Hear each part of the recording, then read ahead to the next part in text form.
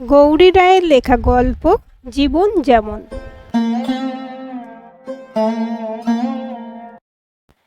কলকাতা থেকে ফিরেই ধুম জ্বর মধুশ্রীর। থার্মোমিটারের পারা 4 ডিগ্রি ছাড়িয়ে গেছে। ডাক্তারবাবু বলে গেলেন ভাইরাস ফিভার, 3-4 দিন ভোগাবে। চিন্তার কিছু নেই। 3-4 নয়, 6 দিনের মাথায় জ্বর নামলো। প্রচণ্ড দুর্বলতা। টলমলো পায়ে হেঁটে আজ ব্যালকনিতে এসে বসেছে। দূরে কালী মন্দিরে ঘণ্টা বাজছে। এমএতে ফার্স্ট ক্লাস পেয়েছে মধুশ্রী।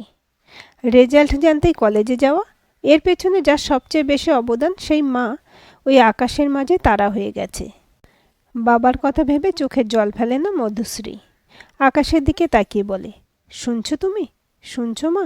তোমার ছোটকু আজ লড়াইয়ে জিতেছে। সেদিন কলেজ থেকে ফেরার পথে অদ্ভুত একটা ঘটনা ঘটেছে। একজন মহিলা, মাথায় জটা, হঠাৎ চলে আসে ওর সামনে। আচমকা ধাক্কা মেরে ট্রেনের দরজা থেকে দূরে সরিয়ে দেয় মধুশ্রীকে। ঘটনাটা এত দ্রুত ঘটে গেল, কিছু বোঝার আগেই ডানকুনি লোকাল স্টেশন ছেড়ে বেরিয়ে যায়। এত বড় উপকারটা যে করলো তাকে ভালো করে দেখতেই পেল না মধুশ্রী। এক ঝলক দেখা, অথচ কি ভীষণ চেনা, যেন জন্ম জন্মের সম্পর্ক। এর কোনো বৈজ্ঞানিক ব্যাখ্যা নেই। সেদিন ট্রেনটা মিস না করলে ভাবতেও ভয় করে মধুশ্রীর। জ্বলন্ত বগিটার অনেক মহিলার মধ্যে তার নামটাও লেখা থাকত। খুব ভয় পেয়েছিলেন সুকোমলবাবু। মা মরা মেয়ে, যাবার সময় শর্মা বলে গেছিল, দেখো মেয়েটাকে, লড়াইটা যেন জিততে পারে। মৃত্যু শিহরে যেনও ভেঙে পড়েনি শর্মা। অসহ্য ব্যথা লুকিয়ে সাহস জুগিয়েছে মেয়েকে। রান্নাঘরে উঁকি মারেন সুকোমলবাবু। কেটলিতে চায়ের জল ফুটছে। ডাকেন, পিঙ্কি। তাড়াতাড়ি রান্নাঘর থেকে বেরিয়ে আসে। কিছু বলবে দাদা? দিদিকে 2 পিস চিজ স্যান্ডউইচ করে দে। আর শোন, চা দিস না, বরং হরলিক্স দিস। তুমি? শুধু লাল চা। ব্যালকনিতে মেয়ের পাশের চেয়ারটা টেনে বসেন সুকোমলবাবু। আজ শর্মার অভাবটা বড্ড অনুভব করছেন। দুজনে চুপচাপ বসে, যেন কথা বললেই ধরা পড়ে যাবে। যন্ত্রণা সমুদ্র বালির বাঁধ দিয়ে আটকে রাখার চেষ্টা। কলিং বেলটা শব্দ করে বেজে ওঠে। সুকোমলবাবু মনে প্রাণে চাইছিলেন তৃতীয় ব্যক্তির আগমন। দম বন্ধ করা গুমোট পরিবেশ অসহ্য লাগছিল তার। কলকল শব্দ এগিয়ে আসছে। সুকোমলবাবু নিজের ঘরের দিকে পা বাড়ান। হাই আঙ্কেল, কেমন আছেন? বেশ ভালো, বেশ ভালো। আরে পালাচ্ছ কেন? পিৎজা বুক করো। কি ভীষণ খিদে পেয়েছে। সমস্বরে চেঁচিয়ে ওঠে রিক্তা, উর্মি, রূপম, জিৎ। সুকোমলবাবু টের পান একটা মিষ্টি হাওয়া সব মন খারাপকে ঠেলে বের করে দিচ্ছে। সেদিন অফিসে মোবাইল বেজে উঠতেই কেমন যেন বিপদের সংকেত পেয়েছিলেন সুকোমলবাবু। হ্যালো, তুমি তাড়াতাড়ি বাড়ি এসো। কান্নায় বুঝে গেছিল শর্মার। কি হয়েছে বলবে তো? ছোটকু। কি হয়েছে ছোটকুর? স্কুল থেকে ফেরেনি। মানে? ওর বান্ধবীদের জিজ্ঞেস করেছ? ওরা বলল ছোটকু নাকি স্কুলেই যায়নি আজ। প্রচণ্ড ঘামতে শুরু করেছিলেন সুকোমলবাবু। কলিগরা একা ছাড়েননি তাকে। সঙ্গে এসেছিল 2 জন। থানা, পুলিশ, মন্ত্রীর দরজায় ছোটাছুটি সার হলো। ম্যাজিকের মতো ভ্যানিশ ছোটকু। ঘরে বাইরে দুদিকেই সামলাতে হচ্ছে সুকোমলবাবুকে। একমাত্র সন্তান। শর্মা উন্মাদ। আলমারি থেকে মেয়ের জামা, সালোয়ার কামিজ নামিয়ে জড়িয়ে বসে থাকত। একদিন ওর মধ্যে থেকে টুপ করে ঝরে পড়েছিল একটা খাম। ঘর ঝাড় দিতে গিয়ে কুড়িয়ে পেয়েছিল কাজের মাসি, একটি সুদর্শন তরুণ। পেছনে লেখা যশবীর। হাতের লেখাটা মেয়ের চিনতে অসুবিধা হয়নি। কে এই যশবীর? পাঞ্জাব পুলিশ হন্যে হয়ে খুঁজেও হদিশ পায়নি। তারপর কেটেছে 2 বছর। হঠাৎ লেটার বক্সে একটা উড়ো চিঠি পেলেন সুকোমলবাবু। মেয়েকে যদি ফিরে পেতে চান এই ঠিকানায় খোঁজ করুন, জনৈক হিতৈষী। আবার থানা পুলিশ, দিল্লি পুলিশের সাথে ওরা পৌঁছে গেল পাঞ্জাব। খুব সহানুভূতির সাথে ওদের সাহায্য করেছিল পাঞ্জাব পুলিশ।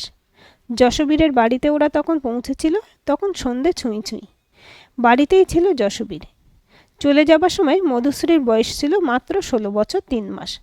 নাবালিকাকে ভুলিয়ে নিয়ে যাওয়ার কেসে পুলিশ অ্যারেস্ট করে তাকে। যশবীর বিবাহিত, 2 সন্তানের পিতা। এই 2 বছর অকথ্য অত্যাচার করা হয়েছিল মধুশ্রীকে। যে মেয়ে 1 গ্লাস জল নিয়ে খায়নি কখনো, তাকে দিয়ে সব কাজ করানো হতো। এসব কথা ভাবতে চান না সুকোমলবাবু। তবুও মনে পড়ে যায়। কিভাবে মেয়েকে স্বাভাবিক করেছিলেন সে এক ইতিহাস। দিল্লি অফিস থেকে অনেক দিন তদারকি করে ধরাধরি করে কলকাতায় বদলি হয়ে আসেন। বাবা মা দেশের বাড়ি চলে যাওয়ায় খালিই পড়েছিল বাড়ি। সারিয়ে নিজের থাকার উপযুক্ত করে নেন। আজ সরমা নেই। বড় অভিমান হয় সুকুমল বাবুর। অথচ এই অভিমান কার উপর? উপরওয়ালা? সরমা তো যেতে চায়নি। অদৃষ্ট। এত ব্লিডিং হচ্ছে শুনে ডাক্তার দত্ত কিছু পরীক্ষা করতে বলেছিলেন। তখনও একবারের জন্য মনে হয়নি আবার ঘনিয়ে আসছে মেঘ। মধুশ্রী তখন সামনেই ফাইনাল। ওই মেয়ে মায়ের ধাঁচে গড়া, একা হাতে সামলেছিল সব। তবু কিছুই করা গেল না। কখনো চোখের জলে বুক ভিজে গেছে। মধুশ্রীর বন্ধুরা চলে গেছে, কিছুই টের পাননি। বাবা, এই ছোট্ট ডাকটা বাস্তবের পৃথিবীতে আছড়ে ফেলল সুকুমল বাবুকে। বস মা, তোর সাথে কথা আছে। একটা শান্তিনিকেতনী মোড়া টেনে বাবার পাশে বসে মধুশ্রী। তুই জানিস তোর মা শেষ সময় একটা ডায়েরি লিখত। আমি জিজ্ঞেস করলো, বলতো আমি যখন থাকবো না তখন দেখো। আমার মনে হয় এখন সে সময় হয়েছে। আলমারির লকারে আছে সেটা। ডায়েরি খুলতেই মুক্তাক্ষরে লেখা, সরমা মুখার্জি। ডাক্তার দত্ত যেদিন বললেন ক্যান্সারের কথা, সেদিন আমি জিজ্ঞেস করেছিলাম কতদিন সময় পাবো। উনি বলেছিলেন বেশি হলে 6 মাস। তার মানে মধুশ্রীর এমএ পরীক্ষা শেষ হয়ে যাবে। আমি ডাক্তারবাবুকে অনুরোধ করেছিলাম ব্যাপারটা তোমাদের কাছে যেন না বলে। এবার আসল কথায় আসি। তোমরা চিনতে না পারলেও বাবুয়াকে চিনতে আমার এতটুকু অসুবিধা হয়নি। ও ওর মণিমাকে চিনেছিল এক নিমেষেই। এবার বুঝতে পারছো ডাক্তার অনির্বাণ দত্তকে? আমাদের বাড়ির একতলায় ভাড়া এসেছিলেন অনিমাদি, সিঙ্গেল মাদার।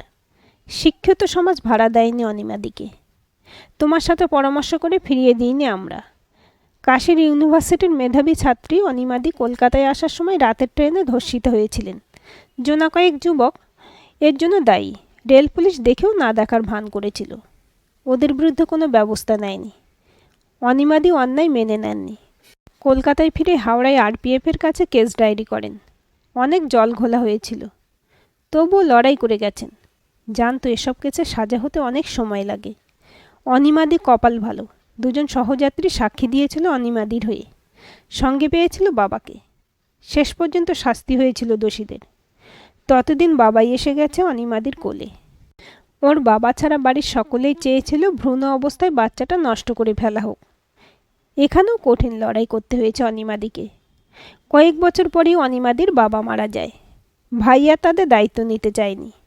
ততদিনে একটা স্কুলে চাকরি শুরু করেছেন অনিমাদি। তারপর সব তো তুমি জানো। 2 বছর ছিল আমাদের সাথে। সরকারি স্কুলে ভর্তি করতে না পেরে মিশনারি স্কুলে ভর্তি করেছিল ছেলেকে। ফাদারের আনুকূল্যে বিদেশে পাড়ি দেয় অনিমাদি। ওখানেই বাবুয়া ডাক্তারি পাশ করে দেশে ফিরে আসে। অনিমাদি চলে গেছেন জানো। মনের দিক দিয়ে বড্ড একা বাবুয়া। ওকে তোমরা আপন করে নিও, এই আমার শেষ অনুরোধ। স্ত্রীর চিঠি পেয়ে বাকরুদ্ধ সুকোমল বাবু। পায়ে পায়ে নিজের ঘরে এসে শুয়ে পড়ে মধুশ্রী। কি একটা কষ্ট! না অভিমান মন ভার করে দেয়।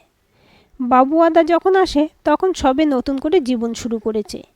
নতুন স্কুল, নতুন পরিবেশ। অনিমাদি মাসি আর বাবুয়াদাকে পেয়ে আঁকড়ে ধরেছিল মধুশ্রী। মাত্র 2 বছরের বড় বাবুয়াদা। একটা বন্ধুত্বের সম্পর্ক তৈরি হয়েছিল ওদের মধ্যে। মধুশ্রী ভাবে কি রোগাই না ছিল বাবুয়াদা। গালময় চাপদারি। এই সাহেব ডাক্তার নাকি বাবুয়াদা। ফিক করে হেসে ফেলে মধুশ্রী। আচ্ছা, মাসি যাবার সময় কি বলেছিল যেন মাকে?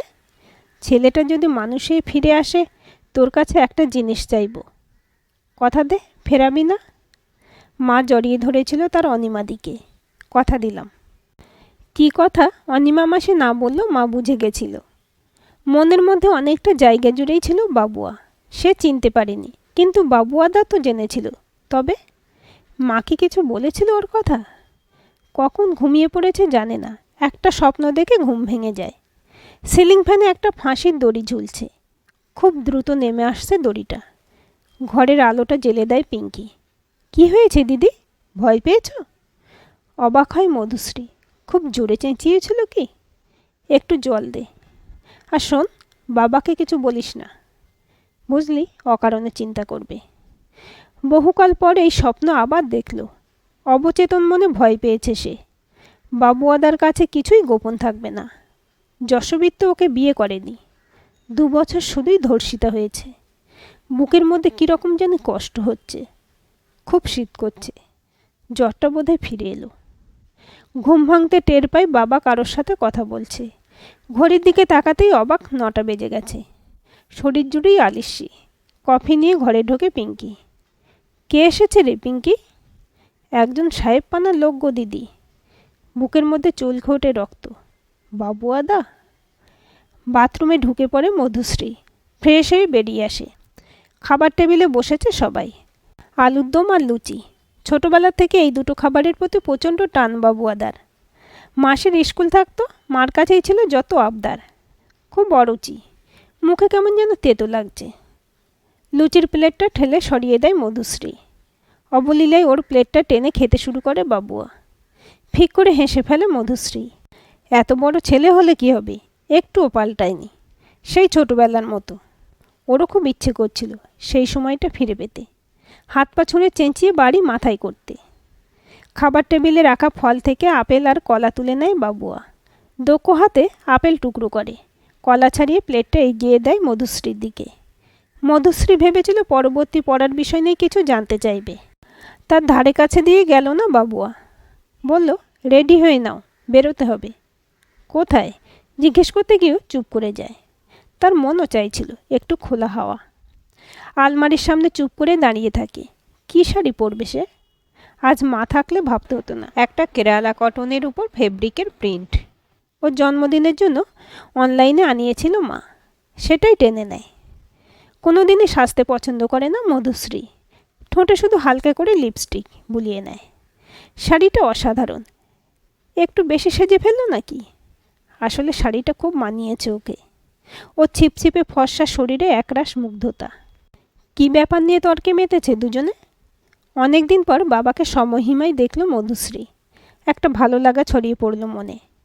ওর দিকে চোখ পড়তেই বাবা বলে ওঠে, নাও এবার তবে ওঠো। দুপুরের খাবার ব্যবস্থা এখানেই, ভুলো না যেন। পিঙ্কির হাতে চিংড়ির মালাইকারি ছোটকুর মা যাবার আগে সব ট্রেনিং দিয়ে গেছে। হাসতে গিয়েও চোখ দুটো ছলছল করে ওঠে সুকোমল বাবুর। দুধ সাদা লিমুজিন বাতাস কেটে ছুটে চলেছে। ব্যাগ খুলে সানগ্লাস পরে নেয় মধুশ্রী। নিজেকে আড়াল করতে খুব কাজে লাগে। সামনের আয়নাতে বারে বারে চোখ চলে যাচ্ছে। সাদা শার্টে ভারী হ্যান্ডসাম লাগছে বাবুয়াদাকে। রিমলের চশমা আরও ব্যক্তিত্ব বাড়িয়ে দিয়েছে।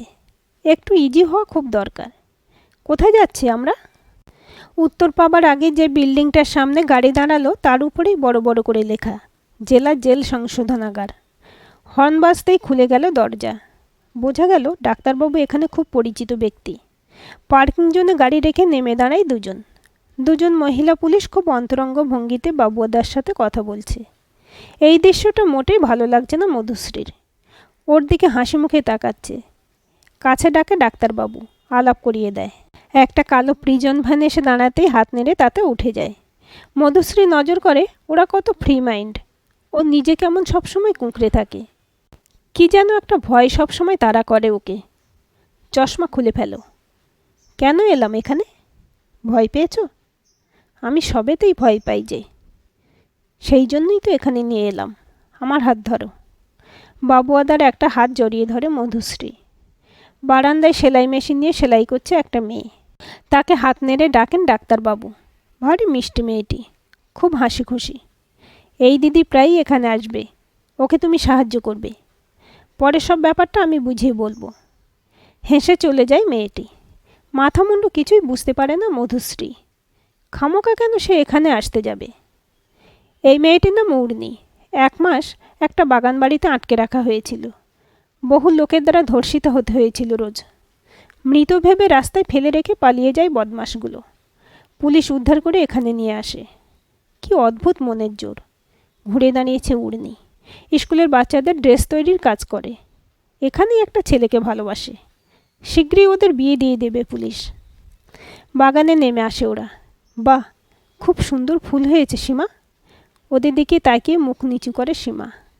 ওর বর রোজ বাধ্য করত পরপুরুষের সাথে রাত কাটাতে। প্রতিবাদে ধারালো বটিদা দিয়ে 2 টুকরো করে দিয়েছিল বরের গলা। পৃথিবীতে প্রতি মুহূর্তে একজন করে নারী ধর্ষিতা হয়। এদের জীবন নিয়েই এবার শুরু হবে তোমার থিসিস। কুয়াশা কেটে যাচ্ছে, অনেক হালকা লাগছে এখন মধুশ্রীর। বাবুদার সাথে খুব একটা যোগাযোগ হয় না, খুব ব্যস্ত মানুষ। মাঝে মাঝে কাজ কেমন হচ্ছে খোঁজ নেয় অবশ্য, ওইটুকুই, বাড়তি কোনো আবেগ স্পর্শ করে না। মধুশ্রীর মনে হয় লোকটা কি রোবট। নতুন কাজ বেশ ভালোই লাগছে। মেয়েগুলোর দুঃখের সাথে কেমন একাত্ম হয়ে পড়ে মধুশ্রী।